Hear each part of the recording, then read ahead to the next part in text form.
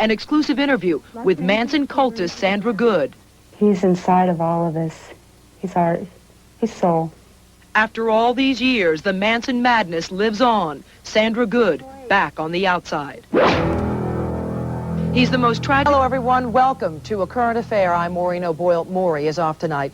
The monster's in a cage, but Charles Manson's followers are still out there. And at least one of them is proud to say that she's still crazy after all these years. Crazy about Charlie. Our David Lee Miller tracked her down in Vermont, where she's been living undercover. And he came back with one of the most chilling interviews we've ever seen.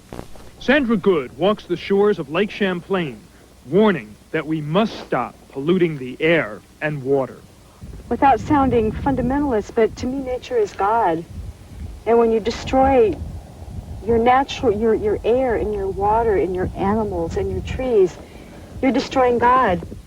Sandra sounds like the type of concerned citizen that would be a welcome addition to any New England town. But there is another side to Sandra that her Vermont neighbors are just beginning to discover. L.A. will burn to the ground. Los Angeles will burn to the ground. 20 years ago, she was an original member of the Manson family. Although the daughter of a San Diego banker, Sandra, like half a dozen other young women in the group, rejected middle-class values and instead looked up to a homicidal maniac named Charles Manson. But more than just a loyal follower, she was also the mother of Manson's child, and shortly after Manson's arrest for murder, defended him to the media. He's whatever a person wants to make of him. He's a mirror, actually. By a mirror, what do you mean? A reflection of yourself. How long did you know him? I can't really say. About how long? Off and on for about a year. Despite Sandra's loyalty to Manson, she was never charged with the killing of actress Sharon Tate or any of the other victims Manson ordered murdered by cult members. Sandra has, however, had her share of trouble with the law. The lawyers have sold out the working people of this country. They lie, and they're all working for the money. In 1975, Sandra was convicted of conspiring to send threatening letters to corporate leaders and their wives if they continued to pollute the environment. Although she denied the charge, she served 10 years in a federal pen in West Virginia. In 1985, she was paroled, but after authorities refused to allow her to relocate near the California prison where Manson was behind bars, she agreed to live here, thousands of miles away in sub-freezing Vermont. For 3 years, Sandra used her maiden name and kept a low profile. But when her picture recently appeared in a local newspaper covering a demonstration against a paper mill charged with polluting Lake Champlain, she was recognized by a reader as one of Charlie's angels. Now public with her real identity, she admits to being as loyal to Charles Manson as the day he was convicted of masterminding the gruesome cult slayings of 7 people. If you had your way today, where would Charles Manson be? He would be in the United Nations. He certainly wouldn't be in prison. He would be in a position where he can help put order back into this country.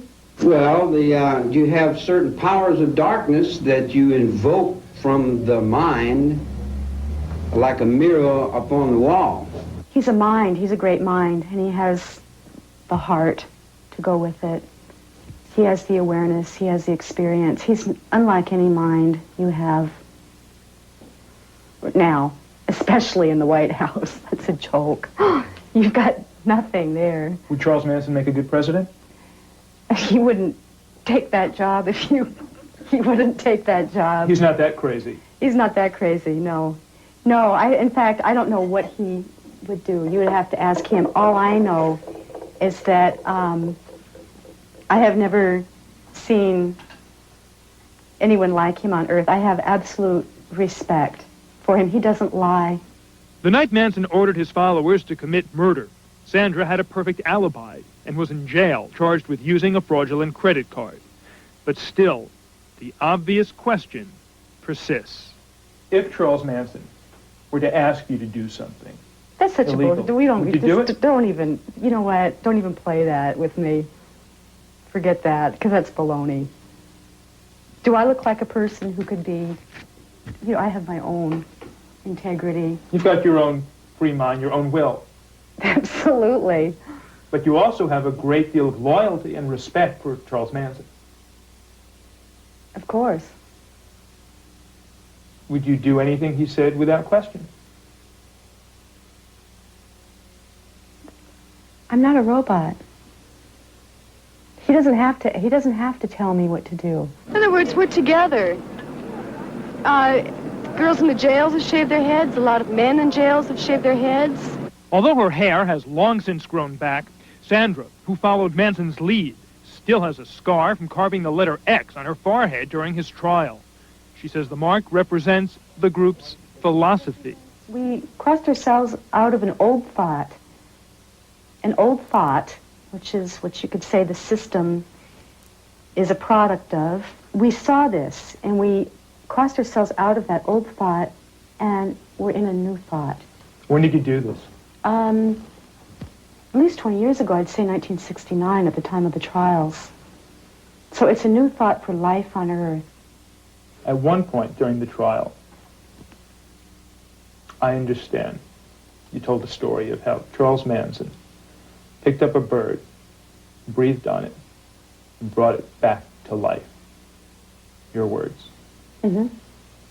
Do you still think he's capable of giving life? He is life. You are the... It's irrelevant.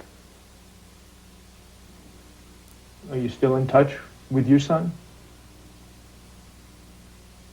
We don't need to get into this. You don't want to talk about that at all? No, I'll tell you why, because I think it could divert attention from more important things.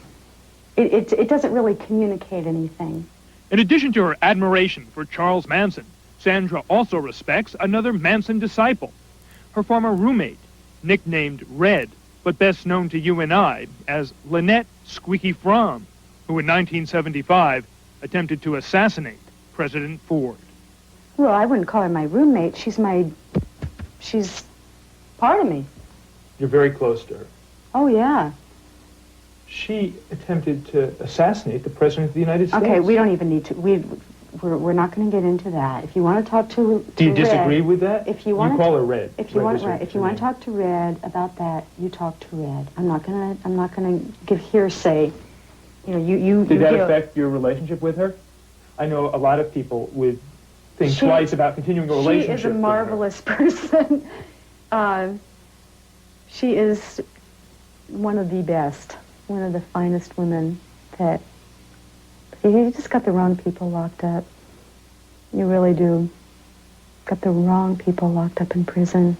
Shortly after Fromm's conviction, Sandra also went to prison, convicted of conspiring to send threatening letters to corporate leaders.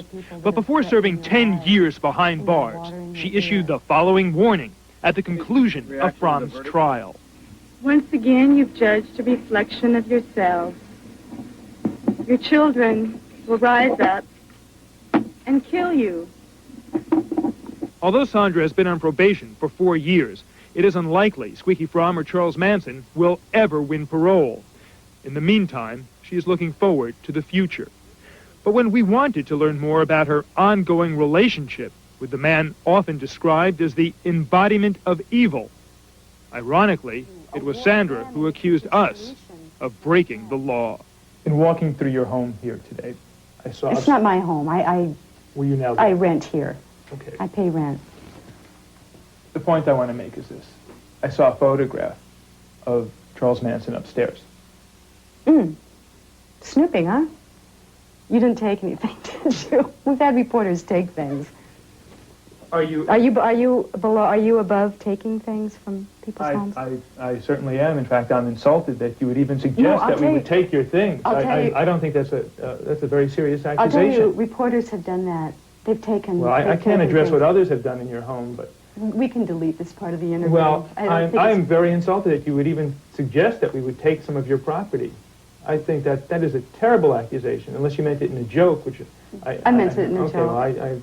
Okay, well, quite seriously, I wasn't amused by it. No. I get the impression, are you embarrassed now by your relationship with Charles Manson? You have his picture in your home. Come on now. Just, David, come on. We've that's a silly question. In light of what I have already spoken, that's. Are you still in contact? Are you still in contact with Manson? You don't want to discuss No, I that. think I've said what. I think I've answered those questions about. Well, I don't know the answer to this one. I wouldn't be asking. No. it. I've answered the question about my feelings towards Manson. I think that's been dealt with. Are you in contact with him now? I'm going to get a drink of water. You're a lot of vultures. You really are. You live off the sacrifice of the young people. You're bloodsuckers. You are. You little phallic symbols, you know.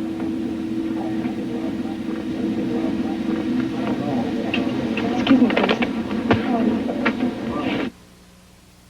The more things change, the more they stay the same. Sandra, by the way, only has 1 year left on probation, and according to published reports, she says she will then relocate to California, near everyone's nightmare, the man of her dreams, Charles Manson. Maureen? David, in the interview, she said that you were snooping. You weren't actually snooping, were you? Maureen.